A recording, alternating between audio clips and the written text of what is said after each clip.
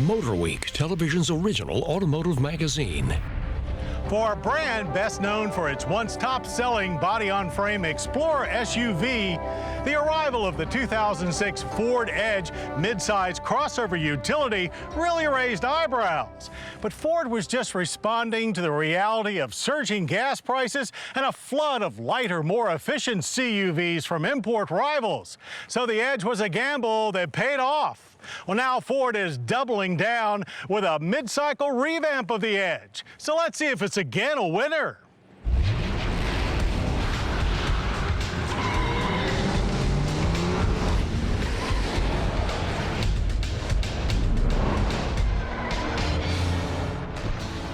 Typical of what car makers call a freshening, the 2011 Edge maintains most of its exterior sheet metal with major changes largely limited to front and rear fascias.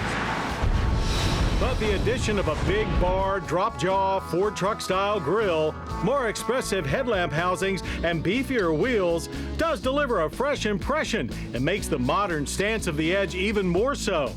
But Ford smartly paid a lot more attention to upgrading the interior of the Edge.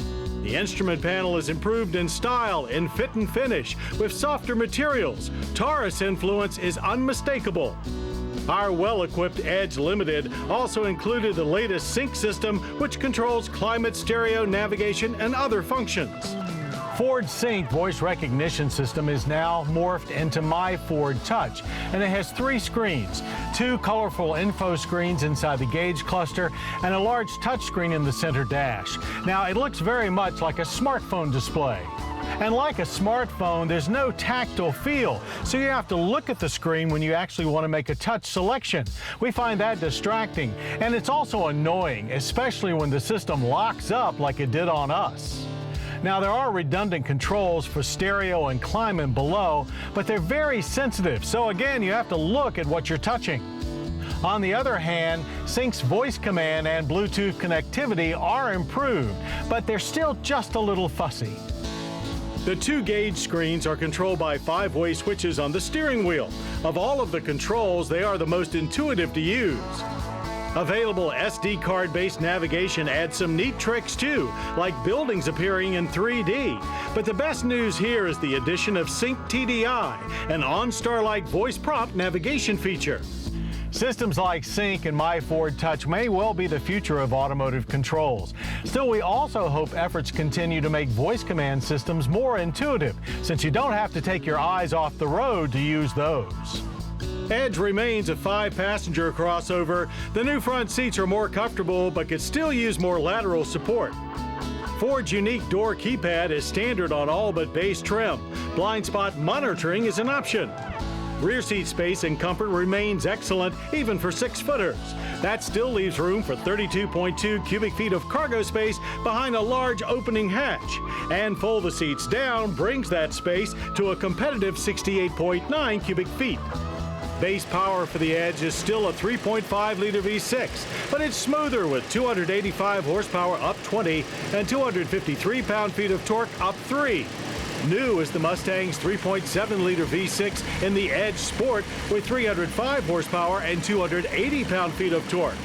Front drive 6-speed automatics are fitted to both 6s, with Sport trim adding paddle shifters. All-wheel drive adds new hill start assist. Still to come is an Edge EcoBoost with a direct-injected turbocharged 2-liter i4. But even without EcoBoost, Edge made gains in fuel economy. Our front drive 3.5 has government fuel economy ratings of 19 city, 27 highway. That's up 1 in the city and 2 on the highway. On our test loop, we averaged 22.8 miles per gallon of regular. The Edge's moderate energy impact score of 15.6 barrels of oil per annum and 8.5-ton carbon footprint mirror those of the Toyota Venza V6. Edge track performance was well above par. 0 to 60 in 7.1 seconds, and the quarter mile in 15.7 seconds at 93 miles per hour. Power was best in the upper revs. There was a fair amount of body roll through the slalom, but it had no notable effect on stability. The Edge Sport, with its 22-inch wheels, does even better. The all-disc braking system is also new, from booster to calipers, the first-time brake assist. Our average 60-0 stopping distance of 129 feet was far better than the 146 feet in our previous test. Still, the 2011 Edge exhibited moderate fade and nosedive. The Edge is also a solid long-distance highway tourer. Improved sound insulation, including acoustic glass, complement powertrain tweaks for impressively low noise at speed. Pricing for a base Edge SE starts at $27,995. Our front drive limited begins at $34,995, and the Sport at $36,995. All-wheel drive adds $1,850 more. The improvements in the 2011 Ford Edge are extremely well thought out. More tech, more comfort, and more all-around performance without compromising its already strong 5-passenger utility traits.